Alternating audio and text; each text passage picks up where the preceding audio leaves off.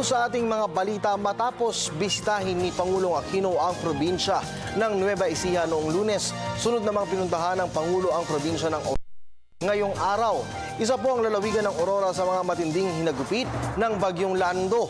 Pinangunahan ni Pangulong Aquino ang pamamahagi ng relief goods sa mga nasalantang pamilya kasama po ang mga kalihim ng mga kinauukulang ahensya ng gobyerno. Maliban po rito, pangungunahan din ng Pangulo ang pag-iinspeksyon sa mga pinsalang iniwan ng bagyo. Ang kabuang detalye, alamin natin mula sa aming kasamang si Joselito Libranda ng PIA Aurora, live via phone patch.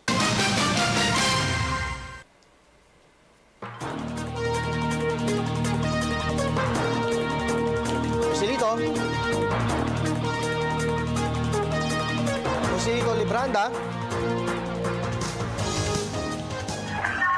Joselito. Hello?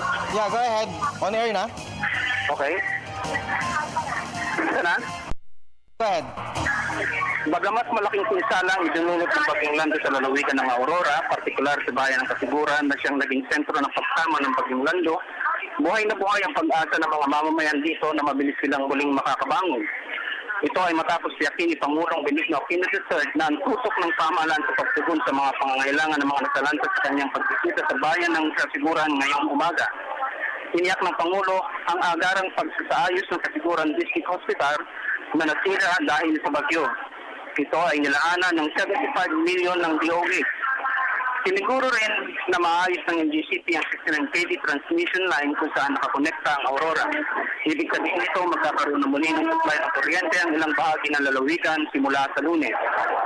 Kabilang rin sa mga tiyak ng Pangulo ang pagbibigay tulong sa mga nasiraan ng bahay dulot ng bagyo. Naglaan din ng Department of para sa Kasiguran ng 500 kahon ng certified seeds, 100 kahon ng hybrid seeds at 10,000 piraso ng coffee planting materials, 5,000 tissue culture, taba at lakatan at 500 kahon ng complete fertilizer. Marami ring mga infrastructure project sa buong Aurora ang nasa pipeline. Kabilang na dito ang pagsaayos ng National Road mula sa Balero hanggang Kasiguran. Malaking pasasalamat naman ang pinaabot ng mga lokal na opisyal sa pamumuno ng Governor Gerardo Nogueras at Kasiguran Mayor Richard Itong sa agarang pagtugon ng Pangulo sa mga pangangailangan ng mga mamamayan ng lalawigan.